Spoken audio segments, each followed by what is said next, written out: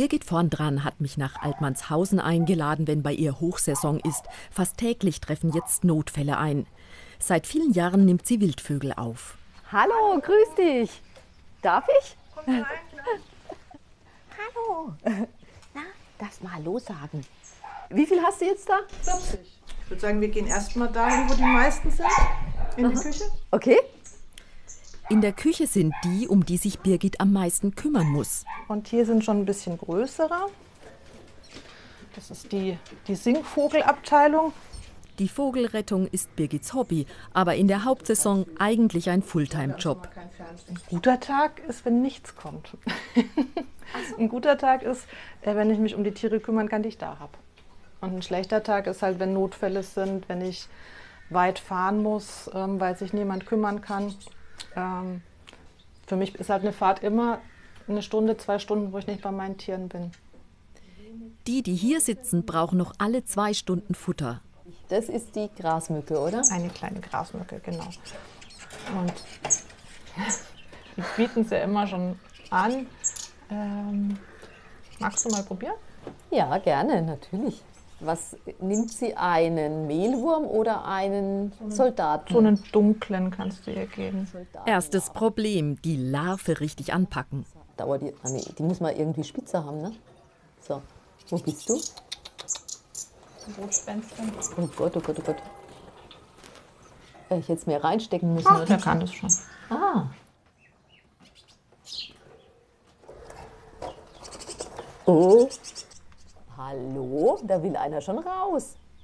Nur wer alleine frisst, darf später in die Freiheit. Die kleine Meise wäre vielleicht bald ein Kandidat dafür. Dabei möchte sie gar nichts. Ach doch, du möchtest es doch. Geht doch. Ja, lieber von dir, ne?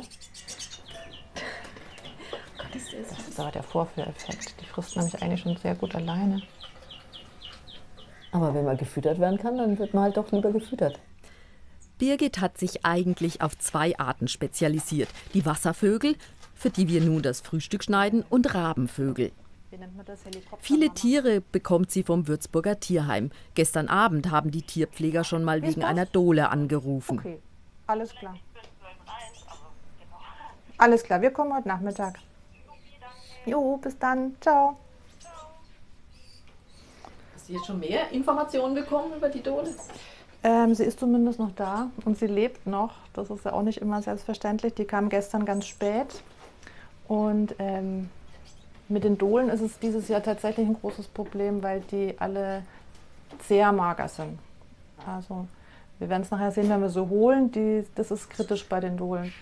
Aber erst sind ihre Raben dran. Was machen die jetzt, wenn ich komme? Also da ist jetzt auf jeden Fall erstmal Action. Okay. Aber keine Angst, die fliegen dich nicht an. Ja, gut, dann schauen wir Die mal. fliegen vielleicht zu uns, aber nicht auf uns. Boah, das Geschrei ist schon beeindruckend. Und wo kriegen die es hin? Also ich fütter mal den, der am lautesten schreit. Dohlen, Elstern und Krähen leben hier bis zur Auswilderung zusammen. Hallo. Komm mal her. Ach toll. Und das, was ist das jetzt? Eine Krähe? Ja, kleine Rabenkrähe. Eine kleine Rabenkrähe. Die betteln, die bekommen auch was. Weil ich natürlich nicht bei allen kontrollieren kann, ob jeder genug frisst. Leider holen sich heute nur wenige Futter ab. Ich schätze, das liegt an mir. Ist das jetzt schon ein Zeichen, dass sie Angst haben? Oder Ja. dass sie möchten Distanz haben? Oh. Das ist gut. Die entwickeln jetzt eine Scheu und es soll auch so sein. Wenn sie als Menschen, als Sozialpartner ansehen, und ich lasse sie ja raus, so in 4 Wochen ungefähr, lasse ich fast alle raus. Und die setzen sich beim nächsten Menschen auf den Kopf. Dann hat der Mensch ein Problem und der Vogel hat ein Problem und ich wahrscheinlich auch. Im Garten gibt's das Kontrastprogramm. Die sind immer sehr gechillt. Also Enten und Gänse sind echt die entspanntesten Vögel, die ich kenne. Aber die freuen sich jetzt, denke ich, wenn wir Futter verteilen. Okay. 3 Nilgänsen und 2 Stockenten hat Birgit, die eigentlich Grafikdesignerin ist, ihren Garten überlassen. Und das sogar auf unbestimmte Zeit. Die dürfen bei dir bleiben. Wenn sie möchten, sie werden nicht ewig bleiben. Sobald die fliegen, machen sie, was sie wollen. Aber solange sie bleiben möchten, haben alle hier im Dorf Spaß damit eigentlich. Also ich habe sehr, sehr nette Nachbarn. Birgit unterscheidet nicht zwischen bedrohten Arten und nicht bedrohten, zwischen beliebten oder unbeliebten. Die zugewanderten Nilgänse mag sie sogar besonders. Und das ist deine Kuschelgans? Das ist Lasse, die Kuschelgans. Und hast du ihn regelmäßig auf dem Arm? Ich muss gestehen, ja. In die Gänse bin ich echt verliebt, muss ich sagen. Die waren so süß. Also sind immer noch süß. In jeder Phase waren sie besonders. Und ja, er fordert es halt auch ein. Also wenn ich hier im Garten sitze, kommt er von sich aus. Ich würde jetzt niemanden zwangsbekuscheln, aber wir fühlen uns damit, glaube ich, beide ganz wohl. Und solange er das möchte, machen wir das auch. Ne? Jedes Tier, was mir gebracht wird, hat die Chance oder kriegt die Chance. Und ich bin ja nicht dafür da, dass ich die Natur überliste oder hintergehe oder umgehe, sondern so viele Tiere, wie durch den Menschen sterben, finde ich, haben auch das Recht, durch den Menschen leben zu können. Wir machen uns auf den Weg ins Würzburger Tierheim.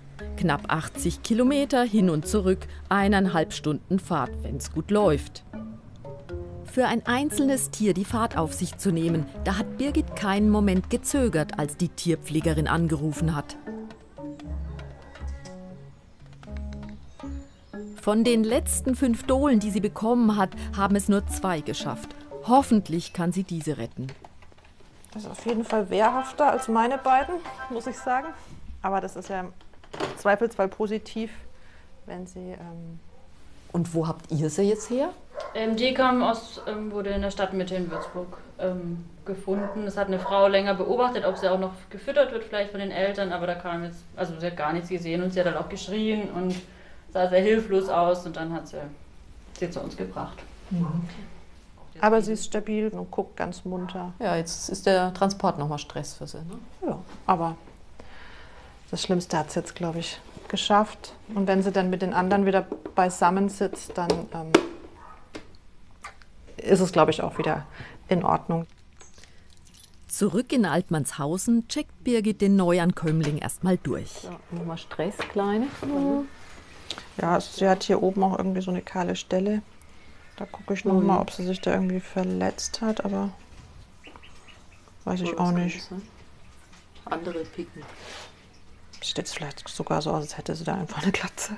Das wird sich dann zeigen, ob... Ja, das ist zum Thema Glatze, ne? Da wirst du gleich mal gebissen. Ob da die Haare wieder wachsen. Ich schaue auch immer unter die Flügel. Oh, da ist auch was, oder? Nee, das ist in dem Fall normal. Aber oft, wenn sie gebissen werden sie unter die Flügel gebissen. Also die Katze beißt oft so von unten. Und deswegen gucke ich, dass unter den Flügeln nichts verletzt ist. Jetzt haben wir aber hier immer noch dieses doofe Haar, das sich darum gewickelt hat. Warte mal, vielleicht kann ich mal... Wenn ich anziehe und du schneidest. Na? Okay. Ist das weg? Ich glaube, das war's schon. Super. Also. Das war jetzt schon die erste Bestandsaufnahme. Sie ist, wie gesagt, rappeldürr, wie die anderen auch. Sieht man hier. Oh, das sieht ja aus. Oh nee. Aber mit den Dohlen weiß ich nicht, was das Problem ist, weil die kommen alle in diesem schlechten Zustand an bei mir. Ich glaube ja, dass die Altvögel schon kein Futter mehr haben für ihre Babys. Möglicherweise eine Folge des Insektensterbens. Guck ich mal, wenn ich sie eh schon in der Hand habe, ob ich ihr vielleicht doch noch was reinschiebe. Aufgeweichtes Hundefutter auf Insektenbasis. Würdest du es gleich schlucken? Ja, sehr gut. Eines machen wir noch, dann hast du erstmal Ruhe von mir. Ich setze jetzt zu den anderen und dann... Soll ich dir auch machen? Das wäre cool. Auch die anderen beiden Dohlen müssen leider noch zwangsernährt werden und sitzen deshalb in der Box. Schon geschafft. Schau mal. Oh, Geschwisterchen. guck mal. Dohlen sind ausgesprochene Gemeinschaftstiere und so haben sie bei Birgit weniger Stress. Ich wünsche dir jetzt echt alles Gute. Ja. Also bewundernswert, was du da machst. Ich habe jetzt nur einen einzigen Tag mitbekommen, aber schon Wird toll. nicht langweilig im Sommer bei mir? Nee, das stimmt. Es ist schon immer viel los. Der Bedarf ist auf jeden Fall da. Und jetzt geht's gleich weiter, oder? Mit Füttern, theoretisch. Ja, jetzt machen wir gleich weiter. Einmal fertig. Immer im Kreis.